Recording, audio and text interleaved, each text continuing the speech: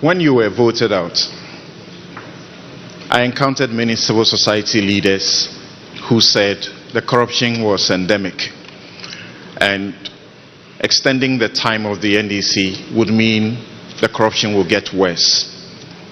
I hear the same civil society leaders repeat the same thing, that at least one benefit we can get as a country is not to keep a government in for 8 years, because the corruption will get bad. I don't believe that we must get to elections before we can get what we deserve. I believe citizens' power ought to be exercised without the kind of repression we see with the police today, so that a young man, a PhD, Oliver Barker-Vormawor, is facing prosecution, staging a coup on Facebook. That ridiculous thing. I don't know if you will instruct your Attorney General to file a nolle prosequi to stop that nonsense. Now, you kept repeating reset, reset, reset. I believe it must be a very important word to you. In Kenya today, there is a reset, and the citizens are forcing it. 47 corporations, SOEs, are being dissolved. 50% of the president's advisors are losing their jobs. My question to you is, 8 people were killed in elections in 2020.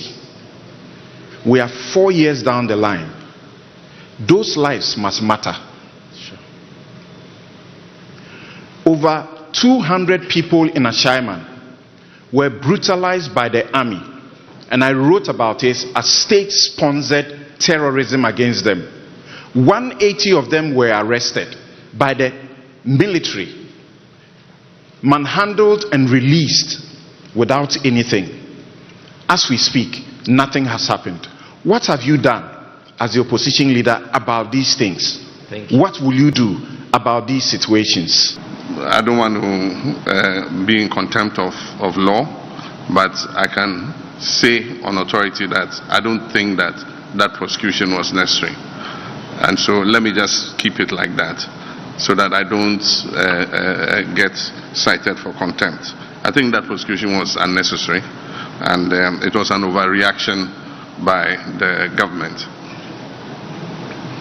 With regards to what is happening in Kenya, I don't think that we have to wait for the backlash of what the youth did in Kenya for us to do the things that we have to do. And that's why I started talking. I said, look, the time has come for us to act, and that it can't be business as usual. The Kenyan youth have sent a signal to the whole of Africa that they will push back if the leaders don't do the right thing.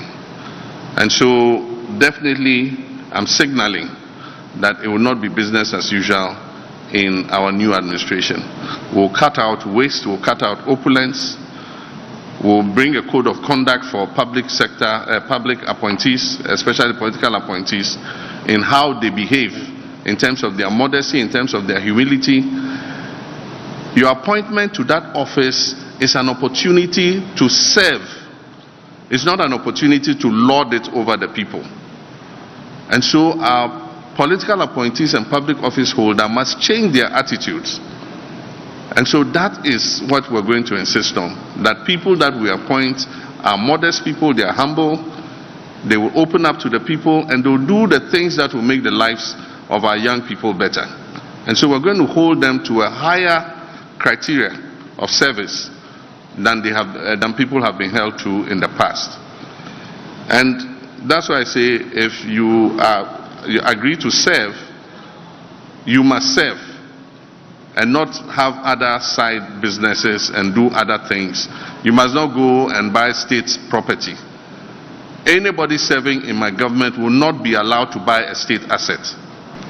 With regards to the deaths, I have the same opinion as you. 8 of our citizens died for no reason. And our president has not even extended any recognition of what had happened. And no attempt has been made to investigate. I have said in several places that we'll investigate what happened and find out those culpable for those deaths. And aside from that, we'll compensate the families adequately on the loss of their loved ones. And it's not only the deaths during the election. You mentioned there are shaman brutalities. It shouldn't have happened. I mean, a soldier was killed, very unfortunate, by a group of armed robbers. And because of that, a whole community was subject to brutalization. I don't think things like that, should happen in the 21st century. And so I put out a statement when it happened, condoling with the victims, and also asking the military to exercise patience. I believe that the military work in a very difficult environment. They are responsible for our safety and security. But at the same time, they should recognize that the money the taxpayers pay that put them in that uniform and give them those instruments are to protect the citizens and are not supposed to be used to brutalize the citizens. And so we need to see how we deal with that. Ayawaso West Wuogon, a whole commission of inquiry was set up. Government has with impunity refused to implement the recommendations of the committee. Only recently I visited one of them. He was a footballer. He is unable to go back to work or do anything because of the infirmity in his leg. And so I went and presented a freezer, a flat screen TV, and 5,000 cedis to him in order to help him keep going. And I believe that people like that should be adequately compensated so that they can live their lives again.